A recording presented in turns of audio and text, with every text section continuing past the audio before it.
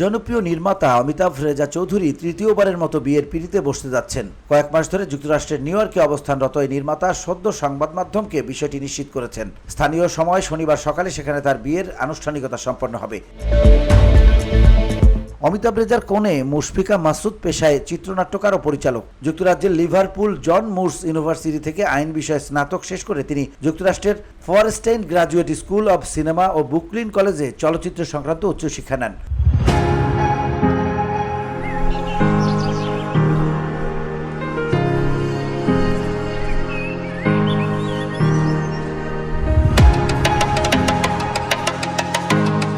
তার নির্মিত স্বল্পদৈর্ঘ্য চলচ্চিত্র দ্য অ্যানিভার্সারি যুক্তরাষ্ট্রের একটি উৎসবে $10,000 পুরস্কার অর্জন করেছে। গত মাসে দুজনের একটি ছবি অমিতাভ রেজা ফেসবুকে পোস্ট করলে সম্পর্ক নিয়ে গুঞ্জন ওঠে। যদিও তা নিয়ে তেমন আলোচনা হয়নি, তবে পোস্টের পর থেকে অনেকে শুভকামনা জানান। এটি অমিতাভ রেজার তৃতীয় বিয়ে।